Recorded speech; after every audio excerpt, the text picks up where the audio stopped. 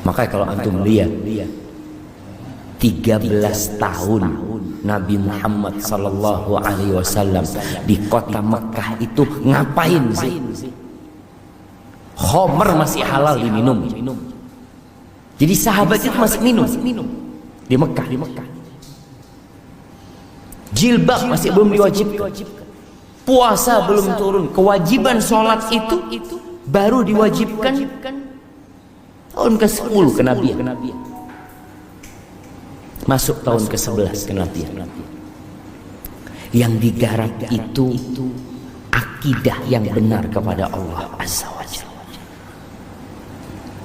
Keyakinan yang seharusnya hamba ini, gimana sih kita menghadapi kehidupan ini? Kita bisa lihat bagaimana para sahabat Nabi disiksa tapi tahan disiksa. Kira-kira kita ini kayak sekarang ini perlu disiksa enggak coba untuk keluar dari agama kita? Mungkin sebagian kita gara-gara fulus dijual agama. Apa mungkin kita bisa tabah seperti Bilal bin Rabah? Bilal itu dibeli sama Abu Bakar Siddiq dalam kondisi tertanam di tanah, di pasir. Disiksa sama Abu Jahal, sama Umayyah bin Khalaf.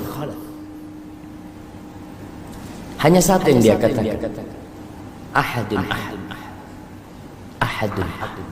satu. Nggak kebayang nih bagaimana siksaan yang diterima Bilal bin Rabah, tapi keyakinan yang kuat dengan Allah Azza wa Jalla membuat dia jadi tenang. Nggak ada yang kemudian berpikir, aku nih udah masuk Islam tapi kok nggak dimudahkan urusannya sama Allah Subhanahu wa Ta'ala. Aku udah sholat, aku udah ngaji. Nggak ada di diri mereka itu. Bagaimana Nabi mendidik mereka. Memang pernah terjadi sekali para sahabat itu merasa, sampai kapan seperti ini?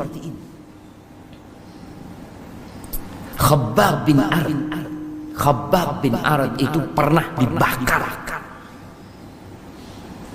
agar dia keluar dari Islam ini, dibakar. Allahu Akbar. Suatu hari Umar bin Khattab radhiyallahu anhu mengatakan, ya Khabbab, engkau mau nggak kisahkan kepada kita gimana siksaan yang engkau terima dulu? Umar bin Khattab sudah tahu, tapi dia ingin menceritakan bagaimana perjuangan para sahabat mempertahankan agama kepada orang-orang yang baru masuk Islam, yang mereka dapat enaknya Islam tapi tidak merasakan perjuangan menegakkan agama Allah. Itu Khabbab nggak cerita dia langsung buka baju, dia tunjukkan punggung. Umar bin Khattab mengatakan, aku nggak pernah melihat punggung seperti ini. Khabbab itu dibakar.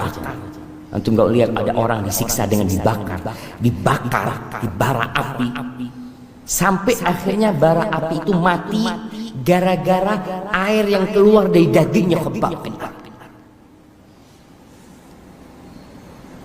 Kenapa mereka digitukan? Mereka hanya mengatakan la ilaha illallah. Mereka nggak mencuri.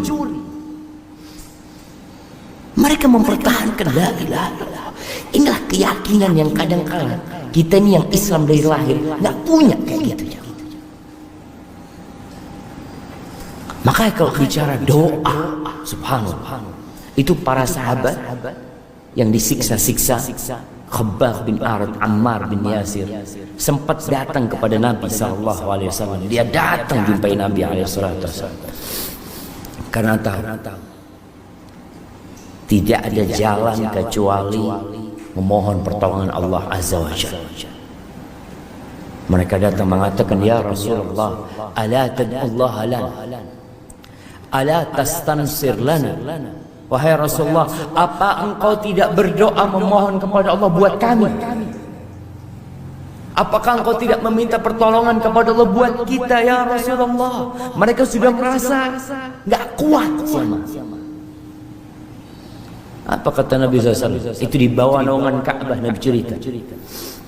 Ala laqad kana fi man kana qablakum. Kalian tahu orang-orang sebelum kalian yunsharu biminsyharin min hadid. Mereka itu ditanam di tanah, kemudian ditaruh gergaji di kepalanya. Digergaji itu jamaah.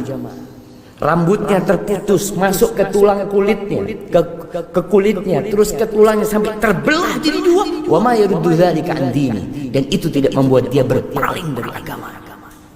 Wa yumshatu bi amshatin min hadid. Ada yang disisir dengan sisir dari besi, sehingga daging itu berpisah dari tulangnya. Wa ma yaruddu dzalika an dini. Kata Nabi SAW, dan itu tidak membuat dia berpaling dari agama. Allah akan menyempurnakan agama ini.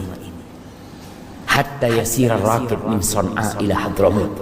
Sampai nanti ada seorang yang berjalan dari Son'a ke Hadramut, melakukan perjalanan. La yakhafu illallah wa dhi'ba ala ghanami. Mereka tidak takut kecuali kepada Allah dan mungkin kepada serigala yang akan menyerang kambing-kambing dia. Walakinnakum qaumun tasta'jilun. Tapi kalian adalah kaum yang tergesa-gesa.